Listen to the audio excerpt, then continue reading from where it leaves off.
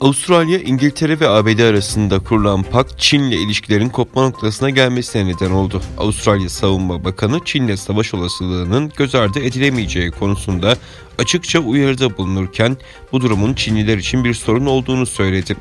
Bakan, Çin'le savaşın mümkün olduğu ve ülkesinin hazırlık yapması gerektiğinin de altını çizdi. Çin Dışişleri Bakanı Wang Yi, İran Dışişleri Bakanı Hüseyin Emir Abdullah'la Tacikistan'ın başkenti Duşanbe'de bir buluşma gerçekleştirdi.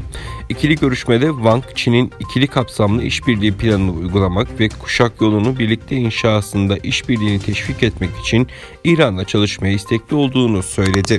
Wang, Çin'in Covid-19 salgınıyla mücadelede İran'a yardım sağlamaya devam edeceğini ve İran'ın Şangay İşbirliği Örgütü'nün tam üyesi olmasını desteklediğini belirterek Afganistan konusunda da ortak çalışmaları sürdüreceklerine vurgu yaptı.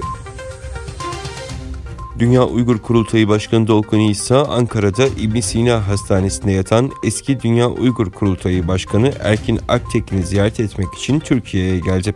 Ankara Esenboğa Havalimanı'na iniş yapan İsa, pasaport kontrolünde ülkeye sokulmadı. Emniyet güçleri hakkında alınan ülkeye giriş yasağının kaldırılmasına rağmen İsa'yı ülkeye almadı. Türkiye'ye alınmaması üzerine açıklamada bulunan İsa, Türk yetkililere de seslenmek istiyorum.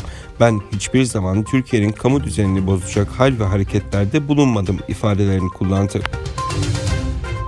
Tayvan Savunma Bakanlığı, savaş jetlerine dahil olduğu Çin hava filosuna ait 10 uçağın hava sınırlarına girdiğini ve füze savunma sistemlerinin devreye alındığını duyurdu.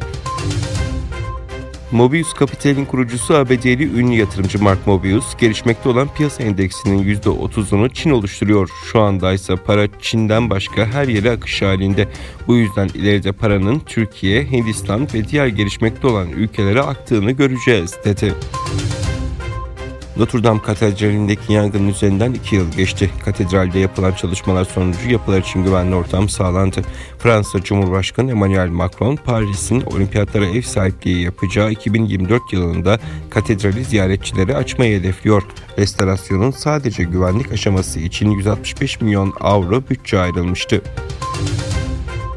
Kazakistan İstanbul Başkonsolosluğu tarafından Darphane ve Damga Matbaası Genel Müdürlüğü'nde Kazakistan bağımsızlığının 30. yılı hatıra parasının tanıtımı toplantısı yapıldı.